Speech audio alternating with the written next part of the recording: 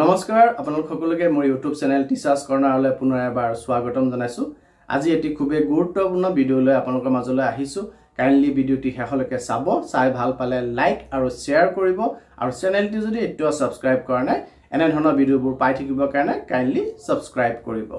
Class 3 পৰা 8 লৈকে 4টা এছেছমেন্ট হ'ব। ইয়াত স্পষ্টকৈ উল্লেখ কৰিছে 3 পৰা 8 লৈকে 4টা এছেছমেন্ট হ'ব। এটা হ'ল FA1, তাৰ পিছত হ'ব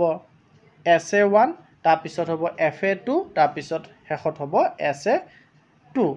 গতিকে FA দুটা অৰ্থাৎ ফৰ্মেটিভ এছেছমেন্ট দুবাৰ হ'ব, এবাৰ জুন মাহত আৰু এবাৰ ডিসেম্বৰ মাহত, আৰু সামেটিভ এছেছমেন্ট দুবাৰ হ'ব, এবাৰ সেপ্টেম্বৰ মাহত আৰু এবাৰ ফেব্ৰুৱাৰী মাহত। ক্লাছ 3 পৰা 8 অৰ্থাৎ ক্লাছ 1 আৰু 2 আমাৰ এনে ধৰণৰ 4 ৰকমৰ এক্সাম অনুষ্ঠিত নহয়। তেওঁলোকৰ কাৰণে সামেটিভ এছেছমেন্ট নাই, তেওঁলোকে অকল ফৰ্মেটিভ এছেছমেন্টহে দিব। আৰু সামেটিভ এছেছমেন্ট আৰু ফৰ্মেটিভ এছেছমেন্টৰ মাজত সিলেবাছৰ ডিফাৰেন্স আছে। ফৰ্মেটিভ এছেছমেন্ট 1 আমাৰ জুন মাহত অনুষ্ঠিত হ'ব, 50 নম্বৰৰ কাৰণে অনুষ্ঠিত হ'ব আৰু সিলেবাছ কভাৰ কৰিব এপ্ৰিল মে জুনৰ সিলেবাছ। সামেটিভ এছেছমেন্ট 1 অনুষ্ঠিত হ'ব সেপ্টেম্বৰ মাহত, 100 নম্বৰৰ পৰীক্ষা অনুষ্ঠিত হ'ব, 100 নম্বৰৰ কাৰণে এছেছমেন্টটো ল'ব লাগিব আৰু কোৰ্স কভাৰ কৰিব এপ্ৰিলৰ পৰা সেপ্টেম্বৰলৈকে। তাৰ পিছত ডিসেম্বৰ মাহত ফৰ্মেটিভ এছেছমেন্ট 2 অনুষ্ঠিত হ'ব আৰু কোৰ্স কভাৰ কৰিব অক্টোবৰৰ পৰা ডিসেম্বৰলৈকে। আৰু ফেব্ৰুৱাৰী মাহত সামেটিভ এছেছমেন্ট 2 অনুষ্ঠিত হ'ব, যোনটো 100 মাৰ্কছৰ হ'ব। তাত কোৰ্স কভাৰ কৰিব অক্টোবৰৰ পৰা ফেব্ৰুৱাৰীলৈকে। অৰ্থাৎ ফৰ্মেটিভ এছেছমেন্ট বিলাকত 3 মাহৰ কোৰ্স কভাৰ কৰে আৰু সামেটিভ এছেছমেন্ট বিলাকত 6 মাহৰ কোৰ্স কভাৰ কৰিব। ফৰ্মেটিভ এছেছমেন্ট বিলাক 50 মাৰ্কছৰ হ'ব আৰু সামেটিভ এছেছমেন্ট বিলাক 100 মাৰ্কছৰ হ'ব। আৰু ক্লাছ 1 আৰু 2 সামেটিভ এছেছমেন্ট নহয়, ফৰ্মেটিভ এছেছমেন্ট হ'ব। অৰ্থাৎ 50 মাৰ্কছৰ এক্সামে প্ৰতিটো এছেছমেন্টে 50 মাৰ্কছৰে হ'ব ক্লাছ 1 আৰু 2ৰ কাৰণে। নিশ্চয় এখিনি ক্লিয়াৰ হৈছে। তাৰ পিছত আহক ক্লাছ 5 আৰু 8ৰ ক্ষেত্ৰত এটি পৰিৱৰ্তন আনা হৈছে। আৰু পৰিৱৰ্তনটো হ'ল যে ক্লাছ 5 আৰু 8ৰ ফেব্ৰুৱাৰী মাহত যোনটো এছেছমেন্ট হ'ব হেতু এনুৱেল এক্সাম বুলি গণ্য কৰা হ'ব। 5 আৰু 8ত এনুৱেল এক্সাম অনুষ্ঠিত হ'ব। আৰু এই এনুৱেল এক্সামৰ বেলেগ ক্লাছ কেইটাৰ লগত ডিফাৰেন্স এটো হ'ব যে বেলেগ ক্লাছ বিলাকত সামেটিভ এছেছমেন্ট 2 অনুষ্ঠিত হ'ব, 100 মাৰ্কছৰে হ'ব, কিন্তু কোৰ্সটো কভাৰ কৰিব অক্টোবৰৰ পৰা ফেব্ৰুৱাৰী কোৰ্সটো। কিন্তু 5 আৰু 8ত এনুৱেল এক্সাম হ'ব, 100 মাৰ্কছৰে হ'ব, কিন্তু কোৰ্স কভাৰ কৰিব অক্টোবৰৰ পৰা ফেব্ৰুৱাৰী নহয়, হোল কোৰ্সটো কভাৰ কৰিব। অৰ্থাৎ এপ্ৰিলৰ পৰা ফেব্ৰুৱাৰীলৈকে সম্পূৰ্ণ কোৰ্স কভাৰ কৰিব এনুৱেল এক্সাম ক্লাছ 5 আৰু ক্লাছ 8ৰ কাৰণে। আৰু এটা কাম আমি আমাৰ এই এছেছমেন্ট হোৱাৰ পিছত কৰিব লাগে, হেতু হৈছে আমাৰ খতিয়ান পত্ৰ পূৰণ কৰিব লাগে। অৰ্থাৎ আমাৰ ৰিপৰ্ট কাৰ্ড বনাব লাগে। ৰিপৰ্ট কাৰ্ড বনোৱাৰ ক্ষেত্ৰত আমাৰ ওয়েটেজ দি দিছে, ক'ৰ পৰা কিমান ওয়েটেজ পাৰ্চেন্টেজ মাৰ্কছ আনি পেলাই আমি ৰিপৰ্ট কাৰ্ডটো কমপ্লিট কৰিম। আমাৰ যি ফৰ্মেটিভ এছেছমেন্ট 1 অনুষ্ঠিত হ'ব তাৰ পৰা 10 মাৰ্কছ আহিব, সামেটিভ আৰু ফৰ্মেটিভ এছেছমেন্ট 2ৰ পৰাও 10% আহিব, সামেটিভ এছেছমেন্ট 1ৰ পৰা 35% আৰু সামেটিভ এছেছমেন্ট 2ৰ পৰাও 35%। অৰ্থাৎ ফৰ্মেটিভ এছেছমেন্টৰ পৰা দুবাৰত 10% কে 20% আৰু সামেটিভ এছেছমেন্টৰ পৰা দুবাৰত 35% কে 70%। সো টোটেল হ'ল 90% আৰু গুণোৎসৱৰ পৰা 10% ওয়েটেজ আমি ল'ব লাগিব। আমাৰ যেটো ৰিপৰ্ট কাৰ্ড ছাত্ৰ ছাত্ৰীসকলৰ কাৰণে বনাম তাত আমি 10% গুণোৎসৱৰ পৰা দিব লাগিব। আৰু এটা ইম্পৰ্টেন্ট কথা, আমাৰ যোৱা বছৰ পৰাই গম পাইছো আমি এনুৱেল এক্সাম য'ত হ'ব ক্লাছ 5 আৰু 8ত তাত আমাৰ হোল্ডিং বেক অফ ষ্টুডেণ্ট অপশ্যনটো আছে। অৰ্থাৎ সেই শ্ৰেণীত ছাত্ৰ ছাত্ৰীসকলক ৰখাই দিব পৰা অপশ্যনটো আছে। ইয়াৰ ওপৰত ডিটেইলছ ভিডিঅ' এটা মোৰ আগতেও বনাই থোৱা আছে। এই হোল্ডিং বেক যোন নটিফিকেশ্যনটো 1 নৱেম্বৰ 2022ত প্ৰকাশ পাইছিলে। আৰু আমি ক্লাছ 5 আৰু 8ৰ ক্ষেত্ৰত ছাত্ৰ ছাত্ৰীসকলক যোনটো প্ৰথম সামেটিভ এছেছমেন্টত তেওঁলোকে বহিব তাতে তেওঁলোকক আমি যেখিনি তেওঁলোকৰ ৰিমিডিয়েল প্ৰয়োজন হ'ব তেওঁলোকৰ যিখিনি লাৰ্ণিং গেপ আমি পাম সেইখিনি আমি ৰেগুলাৰ বেচিছত তেওঁলোকক আমি ৰিমিডিয়েল দি পেলাই সেইখিনি দূৰ কৰিবৰ কাৰণে চেষ্টা কৰিম আৰু যদি সেই চেষ্টা কৰাৰ পাছতো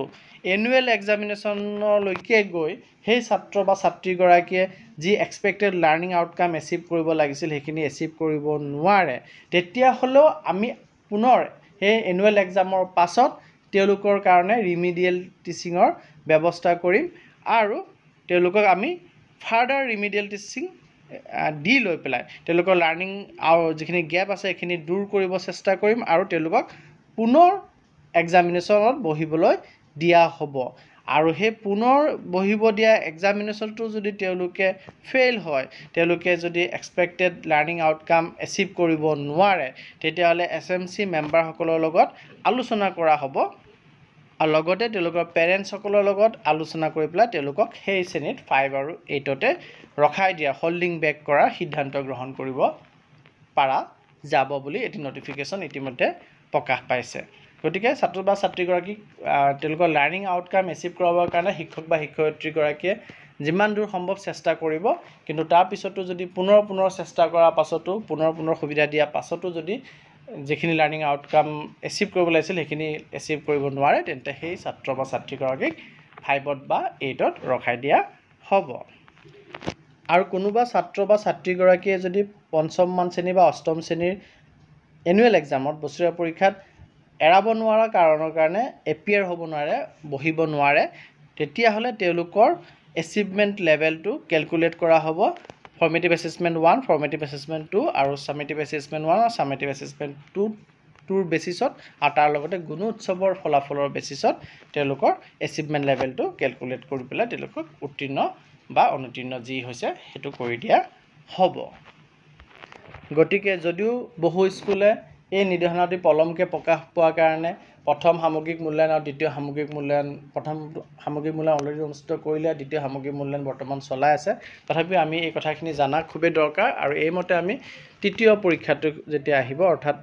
ডিচেম্বৰ মাহত যেতিয়া হ'বগৈ তেতিয়া যদি আমি ঠিক কৰি ল'ব পাৰোঁ তেন্তে আমাৰ বহু কামত আহিব আমি বিদ্যালয়সমূহে প্ৰথম শ্ৰেণীৰ পৰা অষ্টম শ্ৰেণীলৈকে একেধৰণৰ পৰীক্ষা পাতি আছোঁ কিন্তু প্ৰথম আৰু দ্বিতীয় শ্ৰেণীৰ কাৰণে অকল ফৰ্মেটিভ এছেছমেণ্ট হ'ব ছামেটিভ এছেছমেণ্ট নহয় অৰ্থাৎ 50 নম্বৰৰ পৰীক্ষা অনুষ্ঠিত হ'ব 100 নম্বৰৰ পৰীক্ষা অনুষ্ঠিত নহয় আৰু 3 মাহৰ কোৰ্ছে কভাৰ কৰিব লাগিব আৰু তৃতীয় শ্ৰেণীৰ পৰা অষ্টম শ্ৰেণীলৈকে 4টা পৰীক্ষা হ'ব জুন মাহত হ'ব ফৰ্মেটিভ এছেছমেণ্ট 1 যোনটো 50 নম্বৰৰ ছেপ্টেম্বৰ মাহত হ'ব ছামেটিভ এছেছমেণ্ট 1 যোনটো 100 নম্বৰৰ ডিচেম্বৰ মাহত হ'ব ফৰ্মেটিভ এছেছমেণ্ট 2 যোনটো 50 নম্বৰৰ আৰু ফেব্ৰুৱাৰী মাহত হ'ব ছামেটিভ এছেছমেণ্ট 2 যোনটো 100 নম্বৰৰ আৰু চিলেবাছ কভাৰ কৰিব ফৰ্মেটিভ এছেছমেণ্টৰ কাৰণে 3 মাহীয়াকৈ দুটাত 3 মাহকৈ আৰু ছামেটিভ এছেছমেণ্ট দুটা অনুষ্ঠিত হ'ব সেই দুটাত 6 মাহকৈ চিলেবাছ কভাৰ কৰিব আৰু তাৰ লগত এটা ডিফাৰেঞ্চ আছে সেইটো হ'ল এনুৱেল এক্সাম হ'ব 5 আৰু 8ত আৰু 5 আৰু 8ৰ এনুৱেল এক্সাম হ'ব ছামেটিভ এছেছমেণ্টৰ সলনি আৰু সেই এনুৱেল এক্সামত 100 মাৰ্কছৰে হ'ব কিন্তু ছামেটিভ এছেছমেণ্টটোত যিদৰে 6 মাহৰ কোৰ্ছ বাকীকেইটা ক্লাছৰ কাৰণে হয় সেইদৰে কিন্তু 5 বা 8ৰ কাৰণে 6 মাহৰ কোৰ্ছ নহয় পেলাই সম্পূৰ্ণ কোৰ্ছটো কভাৰ কৰিব লাগিব এনুৱেল এক্সামৰ কাৰণে আৰু তাত পাছ ফেলৰ কথাও আহিছে আৰু সেই পাছ ফেলৰ ক্ষেত্ৰত শিক্ষকৰ ফালৰ পৰা যিমান দূৰ চেষ্টা কৰিব লাগে প্ৰথম ছামেটিভ এছেছমেণ্টতে যেতিয়া গম পাব ছাত্ৰ বা ছাত্ৰীগৰাকী দুৰ্বল তেতিয়া তেওঁলোকৰ কাৰণে ৰিমিডিয়েলৰ ব্যৱস্থা কৰিব তেওঁলোকক এক্সট্ৰা ক্লাছ কৰাব আৰু তেনেদৰে গৈ পেলাই যদি শেষত গৈ পেলাই এনুৱেল এক্সামতো ভাল ফলাফল দেখুৱাব নোৱাৰে লাৰ্ণিং আউটকাম এচিভ কৰিব নোৱাৰে তেতিয়াহ'লে তেওঁলোকৰ বাবে সেই এনুৱেল এক্সামৰ পাছত আকৌ পুনৰ ক্লাছ হ'ব আৰু ৰিমিডিয়েল হ'ব আৰু হোৱাৰ পিছত তেওঁলোকক পুনৰ এক্সাম দিয়াৰ সুবিধা দিয়া হ'ব সেই ভাল ফলাফল দেখুৱাব নোৱাৰা ছাত্ৰ বা ছাত্ৰীসকলক আৰু তাৰ পাছতো যদি তেওঁলোকে ভাল ফলাফল দেখুৱাব নোৱাৰে আৰু তেওঁলোকক